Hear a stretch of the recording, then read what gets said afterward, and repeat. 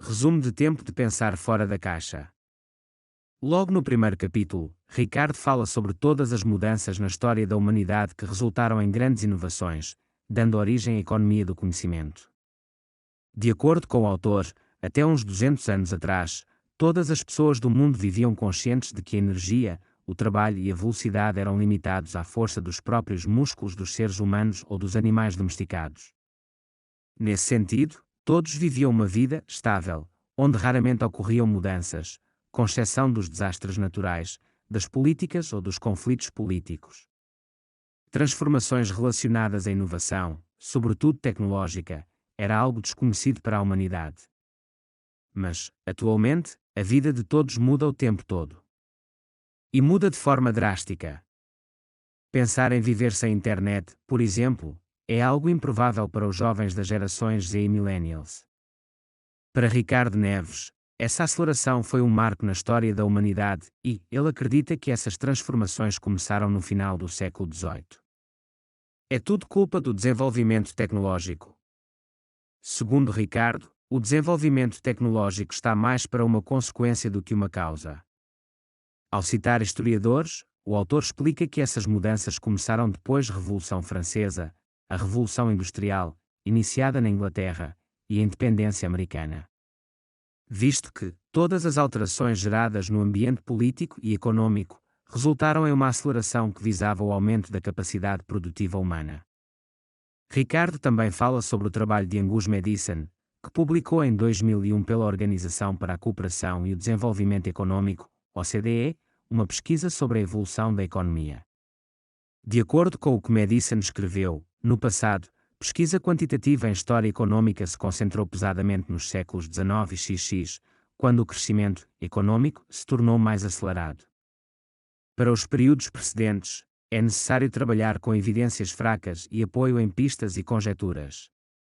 Diante disso, nota-se claramente que a situação econômica no mundo começou a mudar de verdade, por volta de 1820. Onde seu marco, de fato, aconteceu a partir dos três processos revolucionários: Revolução Francesa, Independência Americana e Revolução Industrial. Sendo assim, pode-se dizer que isso acabou por produzir uma enorme mudança qualitativa e quantitativa no mundo em que vivemos. Onde a inovação entra na história. O autor segue no próximo capítulo falando sobre as ondas que nos levam até uma sociedade pós-industrial. Agora, existe uma busca incessante por quem faz a diferença.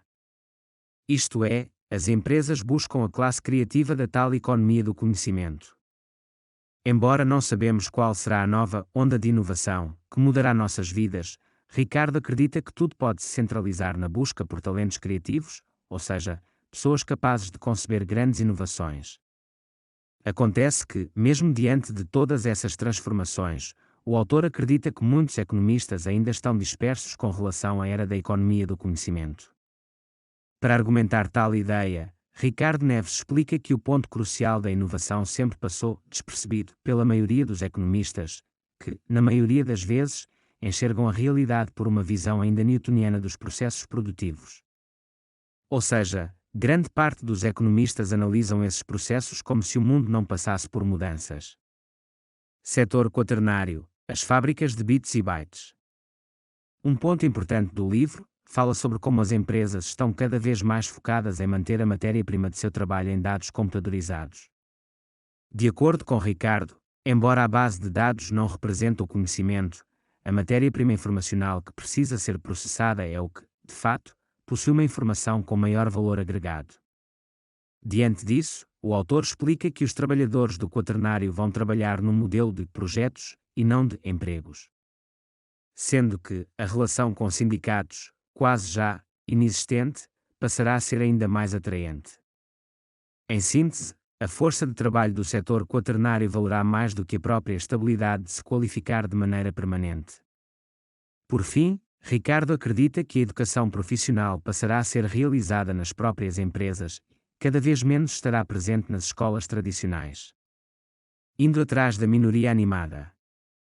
A saber que será preciso buscar quem faz a diferença, Ricardo cita a ideia de uma minoria animada.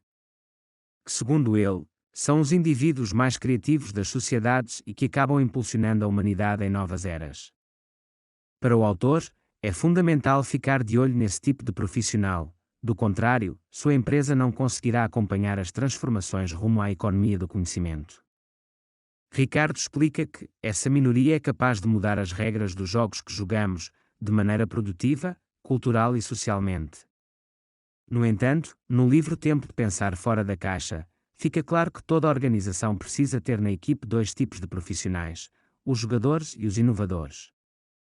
Ao pensar fora da caixa, o gestor consegue encontrar um ponto em comum, capaz de misturar em proporções corretas esses dois tipos de indivíduos em um mesmo time. De modo geral, as empresas buscam talentos em universidades tradicionais, reconhecidas por serem um banco de gênios. É fácil imaginar quem as empresas querem em suas cadeiras, basta olhar para os nomes renomados que formaram-se no Vale do Silício. Mas o grande desafio em pensar fora da caixa está bem aí.